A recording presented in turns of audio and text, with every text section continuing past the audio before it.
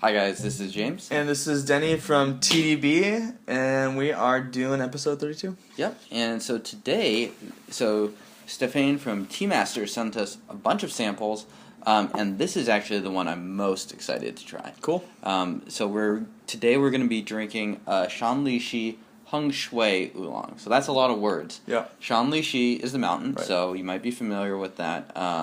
It's one of the typical Taiwanese high mountains, kind of like Alishan, Lishan, Dayuling, names that get tossed around all the time. Mm-hmm. But Hung Shui refers to the processing method. So usually these teas are going to be processed really green, so really, really low oxidation and stuff like that. Mm-hmm. And that's the way that things have been trending, especially once you're getting to the really high elevation teas. Mm-hmm. But Hung Shui is actually the traditional processing method that was used kind of for dongding teas and teas like that, really commonly like in the 80s and early 90s, back when high mountain tea was not even regularly cultivated. So I mean so this is in a lot of ways kind of a throwback tea. So let's go back into the Reagan era, if you will, and drink some Hung Shui tea. And this would have been probably impossible to find in the United States. Oh, yeah, for sure. Yeah. 20 years ago, 30 years ago. Cool. Yep. So, water right off of the boil. Yep, We're going to go ahead and do an actual... rinse our tea real fast. Cool. Yep.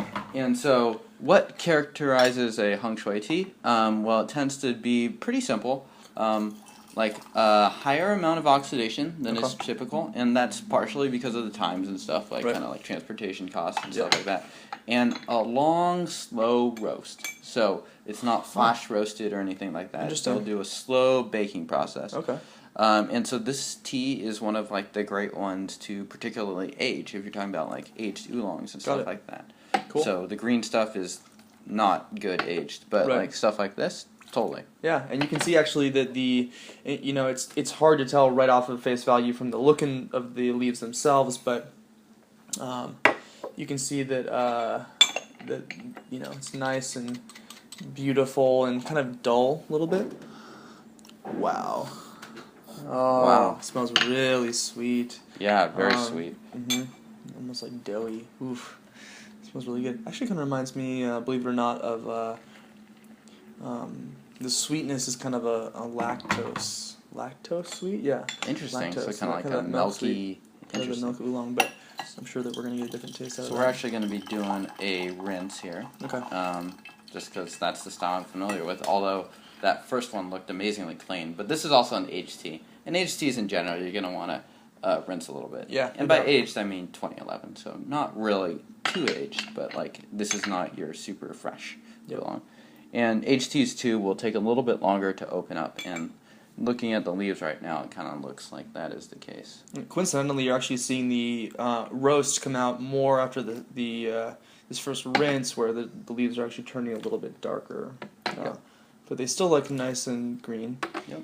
And the smell is just incredible, actually. Really rich, deep, beautiful smell. Yep. I'm just excited to drink this. I am as well. So we're going to steep this for about 30 seconds, kind of a middle ground.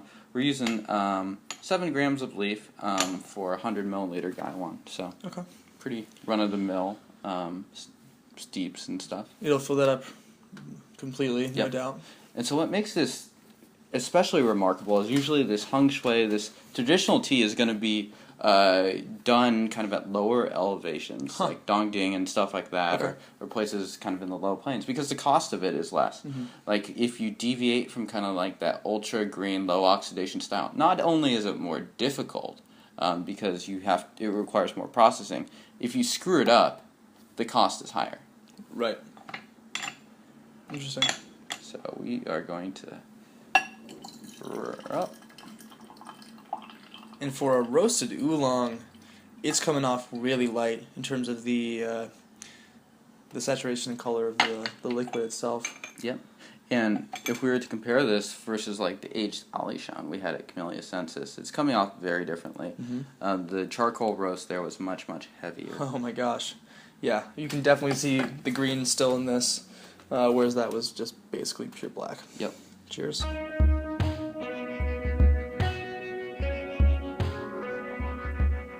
Gosh, the aroma on this is just amazing, I have to say. Wow. You can definitely taste the roast, but it's not at all overpowering. Mm-hmm.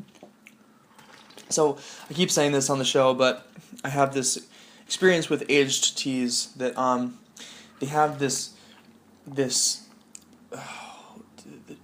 Nutty? Yeah, well, this definitely has a nutty flavor to it, no doubt. I mean, it definitely tastes like a roasted oolong.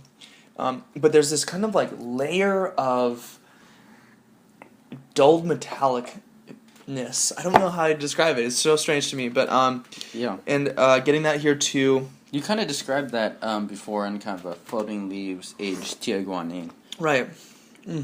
But this is, you know what is striking me the most about this is the body. So, totally great burst of flavor on the front of it, and then it lingers wonderfully.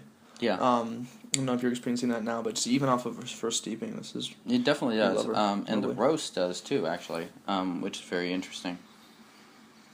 Yeah, let's go ahead and give it another go. And I would actually say it smells quite a bit different than it actually tastes. Definitely, yeah. Very strong aroma. It very, smells very sweet. much sweeter than the actual taste. Mm-hmm.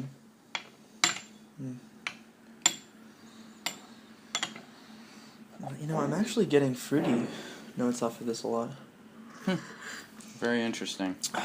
Really nice. Quality-wise, what do you think? The leaf itself. I'd say, I mean, we'll have to see once these leaves start to open up a little bit more, but pretty good, I think. Mm-hmm. I mean, in terms of just like cleanliness and stuff Right. like that, we're looking at some very, very clean steeps. Yeah, no doubt. I think that actually the rinse was a good idea with this one in particular, and I think that that's great advice in general, James, just for aged teas, older teas that have been moving around different countries. It's just, it's Safer. yeah, it's just a good safe bet. No reason not to. I mean, unless you get a strong recommendation from the person who's selling it to you, I would just pretty much every time just encourage you to go ahead and give it a good rinse. Look at that. Yeah, and especially be careful for kind of like the mainland Chinese teas. And like I know of some vendors I've heard of in China that if they ever get gifted like Taiwanese or something really green that the likelihood of pesticides is high, they won't even drink it. They will not drink the gift at all because it's dangerous. And you have to be very careful about some of the teas you drink. Yeah. And that's not even like a rinse. That's not even Drinking consuming it ever. Yeah. Huh. Wow. Yeah, you know, just in general, you know, be safe and go ahead and do rinse your teas. But if you're buying from kind of a really reputable high sources. like Stephane from Teamasters, give it a shot. Like this totally looks like you could drink the rinse. Yeah, and you know, there's a little sediment in this, and there's a little sediment in some other teas. No big deal. Doesn't mean anything. So No, hardly. cheers.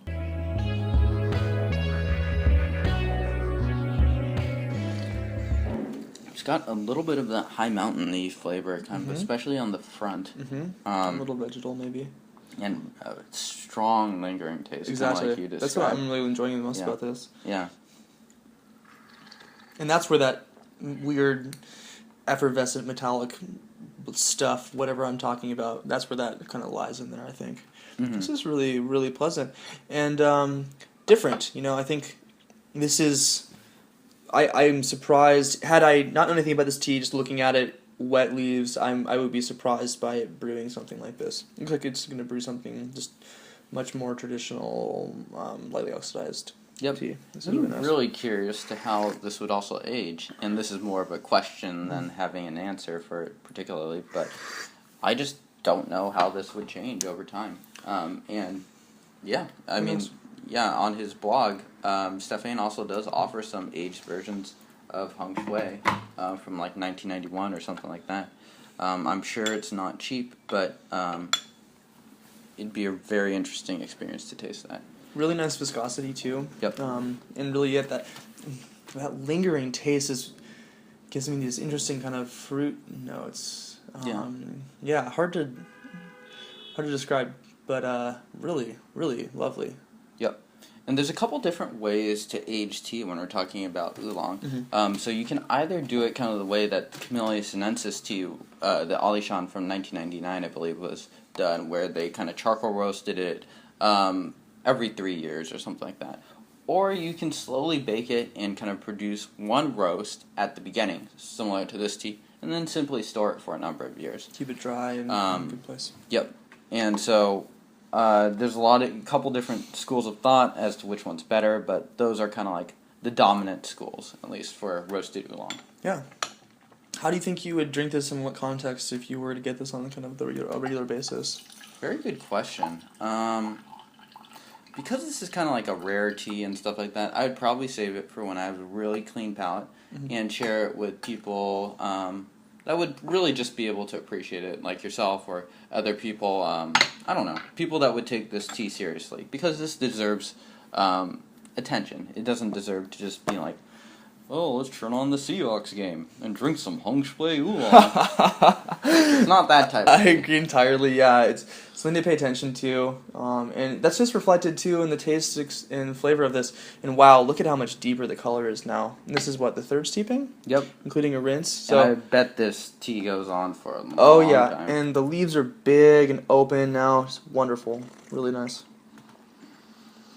Still getting that really beautiful nutty smell. And given how green it's looking, it's surprising to me. It's really quite nice.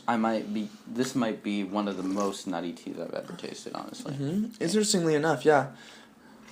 And it doesn't, you would think that with something that looks roasted, it's going to reflect that flavor profile a little bit more. And this is just, its appearance is deceiving. So, but, and the aroma, it's just spectacular, I have to say.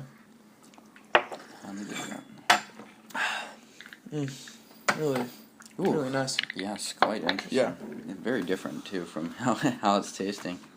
Very complex tea. Yeah. Quite wonderful. Well, thank you, blah, blah, blah. I'm forgetting his name now. Stefan. Thank you. Sorry. For this offering. It's wonderful. And, yeah, where can folks learn more about teas like this, James? Yeah, well, you can visit Stefan's site at teamasters.blogspot.com. Do so. Runs a blog, and honestly, I've sourced a ton of information from his site. He's been blogging for so many years that, to figure out a lot of just information about Taiwanese oolongs and stuff like that. He's immensely useful in that regard, as well as being a vendor. And I've been pretty impressed with the quality of his teas. Please check out TeaDB.org as well. We have a lot of great information on Taiwanese oolongs and stuff like that in general. We'll see you guys soon. Cheers. Bye.